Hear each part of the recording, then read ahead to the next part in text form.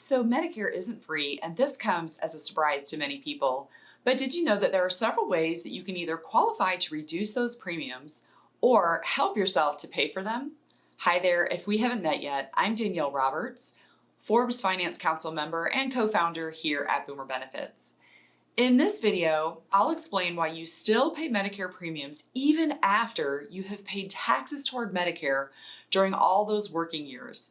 And then we'll cover some ways that certain people can reduce premiums so that you can see if one of these ways will work for you.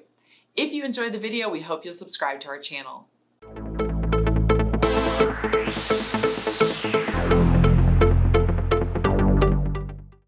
The fact that there are Medicare premiums at all can sometimes catch new beneficiaries off guard. Maybe you have noticed that the federal government has been deducting taxes out of your paycheck for many years. These deductions go toward funding your future Part A Medicare premiums as well as your Social Security income checks. But here's the part that many people don't realize. Those taxes do not go toward your Part B premiums or your Part D drug plan premiums. So many people are unprepared to pay even the base Part B premium of around $135 a month in 2019, let alone more if they have higher incomes, which can increase those premiums substantially. If you're having trouble paying premiums for Medicare, there are several ways to either reduce your Medicare premiums or to get help or Medicare assistance with paying for them if you can qualify. If you are one of the beneficiaries who pays more for your Medicare Part B and D premiums due to higher income, you may be able to appeal that. Social Security bases your Medicare Part B premiums on your modified adjusted household gross income from 2 years prior to now. Here's how they calculate it. Currently, in 2019, if your IRS tax return from 2 years ago shows that you earned more than $85,000 individual or $170,000 filing jointly, then you'll be assessed a higher premium. They call this an income-related monthly adjustment amount, or IRMAA for short, and the total premiums for high-income individuals who are assessed in IRMAA can actually cost a bundle. You can find an IRMAA Medicare premium chart on the Medicare cost page of the Boomer Benefits website, so I'll drop a link to that page in the notes below this video. The most common reason that people get assessed higher Medicare premiums is because they have recently retired, so their income from 2 years ago was higher than it is now that they have finally gone on into retirement. In this scenario, you can file a reconsideration request to appeal your Medicare IRMAA. Social Security will ask for proof of your higher income then versus now, and if you can show them that your income is lower than before, then they may reduce those premiums for you or even lower or cancel your IRMAA. Another way that you can reduce your Medicare premiums is to pay for those premiums from your tax-advantaged health savings account. It's common for people to enter their retirement years with money that they have saved up into a health savings account during their working years.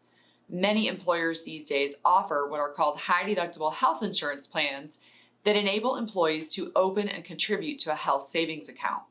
Money that you put into this HSA is your money forever. So the funds that you contribute go in tax-free, they also come out tax-free, and when you use that money for qualified medical expenses, you never pay taxes at all. One of the qualified medical expenses that you can use HSA funds for are Medicare premiums, as well as things like your Medicare deductibles, copays, and coinsurance. So you can pay your Medicare Part B premiums out of your HSA account, or if your Social Security is deducting those premiums from your monthly income check, you can reimburse yourself from the funds in your HSA. Since you have never paid tax on that money, you are essentially reducing what you pay on those Medicare premiums by whatever tax bracket you're in. You can learn more about Medicare and HSA plans in a special blog post that we've written about this on our website. We'll link to that for you below as well. Now, let's say on the other hand, you have low income. For people who qualify, there is Medicare premium assistance available through the Medicare Savings Programs. These programs provide financial help with paying for Part B and D premiums. You'll apply through the Medicaid office of the Department of Health and Human Services offices in your home state, and you could qualify to get some or all of your Medicare Part B premiums covered. So if you're living on just Social Security, be sure to check and see if you're eligible for this financial help in your home state. If your income is not low enough to qualify for one of the Medicare or Medicaid savings programs, you may still be able to qualify for the chance to reduce at least your Part D drug plan premiums via the low income subsidy program. This program helps to pay for your Part D premiums, deductibles, coverage, copays, and coinsurance. Many beneficiaries who qualify for this program are often completely unaware of it and never file for it. Yet it is estimated to save qualifying beneficiaries up to $4,000 a year on Part D expenses. If you're awarded the low income subsidy, you'll find that your copays on your medications will be greatly reduced, and you also won't pay any deductible or experience higher costs in the coverage gap. Depending on your subsidy qualification level, you may also pay little to no premiums for your chosen Part D plan. You can apply for the low income subsidy right on the Social Security's website at www.ssa.gov. Now, here's a way in which you can actively help to reduce your Medicare premiums. As you know by now, Medicare doesn't cover 100% of your healthcare costs, so millions of beneficiaries sign up for either a Medicare supplement or Advantage plan to help them fill the gaps. No matter which of these two options you choose, you must still be enrolled in both Medicare Parts A and B. This means that you are paying for Part B every month, even if you enroll in a low premium or zero premium Medicare Advantage plan. In some states, though, and particularly in Florida, there are some Medicare Advantage plans that not only have a zero premium, but also offer you a Part B premium reduction. The way that this works is that the Advantage plan pays for a portion of your Medicare Part B premiums. For example, if you enrolled in an Advantage plan with a $60 a month Part B premium reduction, then instead of paying $135.50 for Part B, you would only pay $75.50 a month for that calendar year. Be aware that this reduction amount is subject to change each year, so it could be that the reduction amount increases or decreases in subsequent years. I say this to make you aware that you should choose a Medicare Advantage plan that really fits you in all of the other important ways as well. It needs to have your doctors in the network. It needs to have your drugs in the formulary list.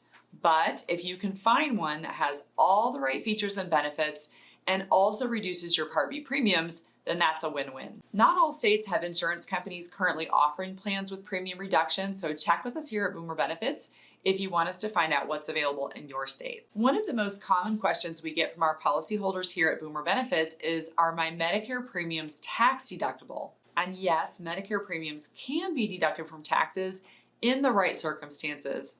So that is, if you've had enough medical expenses to file an itemized deduction for medical expenses on your Form 1040. Most health insurance premiums, including Medicare supplement premiums, qualify for an itemized Schedule A deduction on your 1040, but only if your medical spending in that year is over a certain threshold. So in 2019, you must have total qualifying expenses that exceed 10% of your adjusted gross income. Keep this in mind during years where you have more medical usage than others, and mention it to your accountant or CPA when preparing to file your IRS tax return. You might find that you get to write off your Medicare premiums for the entire year. So what can you do to reduce Medicare premiums if none of these other things apply to you? Well, you could consider creating some part-time income to help you pay for those Part B and D premiums. In today's digital world, this is easier than ever. You can pet sit or dog walk right there in your own neighborhood. You can sign up online to tutor foreign students in English as a second language. You could even drive for Uber or Lyft. Just a few hours a month would be enough to pay for that $135.50 a month Part B premium. For more ways to earn extra income, check out our blog post on 50 ingenious ways to earn money in retirement. We'll include this in the link below, and don't forget that you can drop your questions for us below as well, and we'll always be happy to answer them for you. Now that you've learned some of the ways to reduce your Medicare premiums, your next step is to learn what all these premiums cost in the first place by watching our Medicare costs video. Thanks for watching, and we'll see you in the next video with more lessons on how to master Medicare.